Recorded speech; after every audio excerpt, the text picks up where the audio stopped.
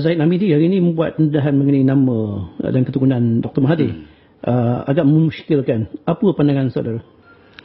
Pertama sekali saya ucap terima kasih kepada saudara kerana sudi untuk mendapatkan komen daripada saya dalam hal ini. Saya tadi sempatlah teliti ucapan Zaid Hamidi. Saya terkejut kerana ucapan dia tak ubah umpama orang kena sawan babi. Dalam sejarah timbalan-timbalan Perdana Menteri yang kita ada di negara kita, saya kira inilah timbalan Perdana Menteri yang paling bangsat yang pernah lahir dalam sejarah negara kita.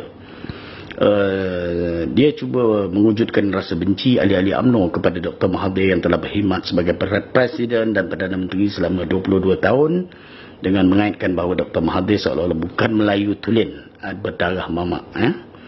Apa salah jadi mempunyai darah mamak dalam tubuh badan kita, darah India dalam tubuh badan kita, macam dia juga berdarah Jawa? Salah? Tak salah.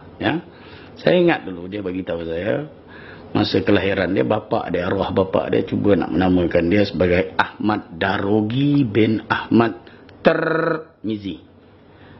Tetapi ada ustaz-ustaz bagi tahu nama tu tak sedap, bunyi berdengung, jadi tukarlah nama kepada Ahmad Zahid bin Hamidi. Baru-baru ni sahabat saya Aspan alias bagi tahu, dia kata Zahid Hamidi ni tak layak pakai nama Zahid Hamidi, layak diberikan nama sebagai Zahid Komedi.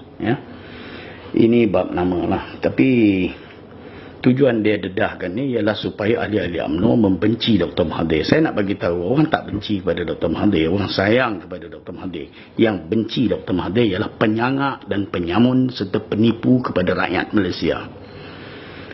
Dalam masa yang sama juga saya berharap kepada pimpinan kerajaan dan ahli-ahli UMNO, pemimpin UMNO yang berdarah mamak, Tan Sri Ali Hamzah, Tan Sri Irwan Sarega, Ketua Setiausaha Perbendaraan, Aziz Rahim, Aziz Syafadeh, Musa Syafadeh, Rizal Marekan dan lain-lain pemimpin UMNO yang berdarah mamak ni supaya tidaklah berkecil hati kepada Zaid Hamidi.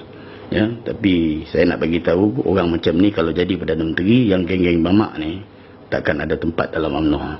So do something, please do something.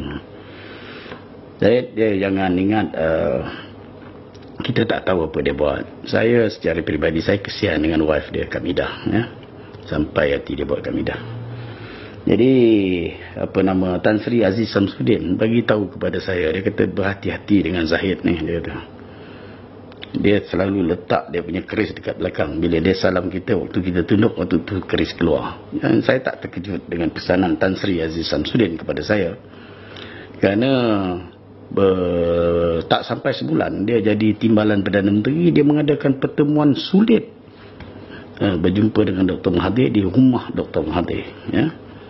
Dia minta restu daripada Dr. Mahathir untuk tumbangkan Najib sebagai Perdana Menteri dalam masa 3 bulan. Dan minta restu Dr. Mahathir supaya Dr. Mahathir merestui dia. Orang yang dia kata kuti ni tadi, dia minta restu untuk jadi Perdana Menteri menggantikan Najib. Dr. Mahathir ni walaupun dia marah kepada Najib, dia tak setuju cara Zahid. Dia minta supaya parti tentukan kedudukan Perdana Menteri selepas Najib berjaya ditumbangkan. Dia kecewa, dia balik dengan perasaan kecewa, tak dapat restu daripada Dr. Mahathir. Now sekarang dia memilih untuk mengampu Najib habis-habisan. Nak mengampu Najib habis-habisan. Ini kerja mengampu lah, tapi dia ni nak mengampu tapi tak reti cara nak mengampu. Jadi bagi saya inilah standard dan kualiti timbalan Perdana Menteri yang kita ada, bangsat dan low class.